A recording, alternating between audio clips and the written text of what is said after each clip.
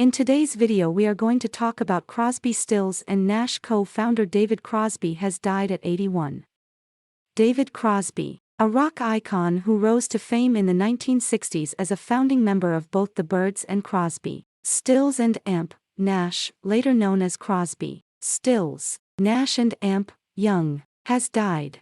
He was 81. Crosby's wife Jan Dance announced his death Thursday in a statement to Variety. Sources close to Crosby confirmed the news to Rolling Stone and Billboard. Dance's sister, Patricia, told the New York Times he died Wednesday. "It is with great sadness after a long illness that our beloved David Crosby has passed away," the statement says. He was lovingly surrounded by his wife and soulmate Jan and son Django. Although he is no longer here with us, his humanity and kind soul will continue to guide and inspire us. His legacy will continue to live on through his legendary music. Peace, love, and harmony to all who knew David and those he touched. We will miss him dearly. She thanked fans for their love and asked for privacy, as we grieve and try to deal with our profound loss.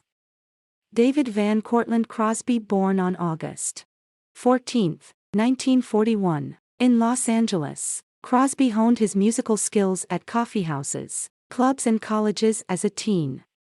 "I took a job washing dishes and bussing tables in the coffeehouse so I could be there, and would beg permission to sing harmony with the guy who was singing on stage," the two-time Rock and Amp Roll Hall of Famer told PBS in 2004. "That was the first time I ever got on a stage in front of people. Of course, I didn't get paid, but for me, it was the big time." Crosby briefly studied drama at Santa Barbara City College, but music was his calling. By the early 60s, he was drifting from city to city, performing and learning from other musicians, when he crossed paths with folk singer Roger McGuinn. The two began collaborating, electronically amplifying folk music to create a style that would eventually be defined as folk rock. They joined up with Gene Clark, Chris Hillman and Michael Clark to form the Byrds, famous for its influential sound. The band's first single, a cover of Bob Dylan's "Mr. Tambourine Man," shot into the top 10 in 1965, sparking a creative momentum that generated hits such as 8 Miles High, All I Really Want to Do, and Turn, Turn, Turn, by Pete Seeger. Although known for harmonies, the Byrds suffered from discord. Crosby had an unwelcome habit of interrupting live performances with political rants, and the rest of the band ousted him in 1968. After parting ways with the Byrds, Crosby began jamming with Stephen Stills of Buffalo Springfield. Graham Nash of the Hollies finished out the supergroup that took the name Crosby, Stills and Amp, Nash. Their 1969 self-titled debut album catapulted the group to a Best New Artist Grammy.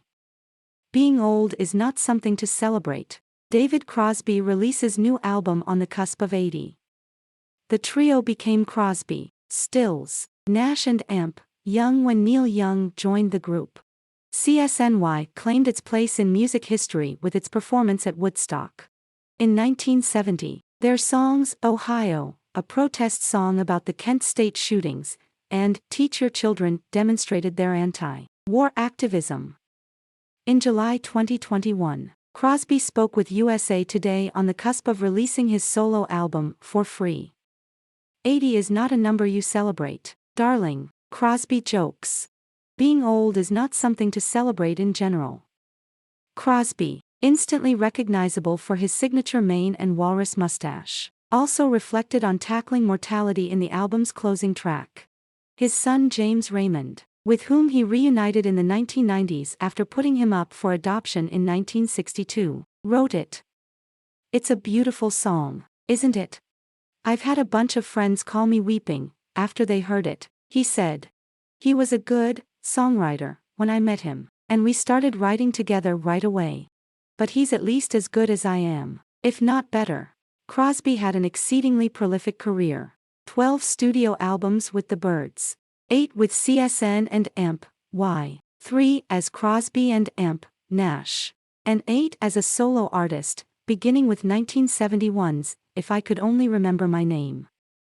He also participated in side projects such as CPR, Crosby, guitarist Jeff Pever and son James Raymond, which existed from 1996 to 2004. His life, he often said, was primarily lived on the road. Though he stepped back from any major touring in the past 2 years because of his health issues, Crosby remained active in recording music. "I miss being on the road because I did it for 50 years, but I don't think I'll do it again," he told USA Today in 2021. "Both of my hands have tendinitis.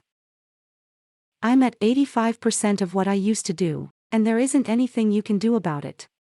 Crosby battled a series of health challenges, including 3 heart attacks, a liver transplant and diabetes. He famously served as a sperm donor to Melissa Etheridge and her former partner Julie Cypher. One of their 2 children, son Beckett Cypher, died in 2020 at age 21 from opioid addiction. His stellar career was often matched by a chaotic personal life, detailed in his 2018 documentary, Remember My Name, directed by Cameron Crowe. Throughout the 80s and 90s, Crosby experienced drug addiction, weapons offenses and prison time. In recent years, Crosby publicly feuded with his CSNY bandmates, especially Nash, for reasons he would never disclose.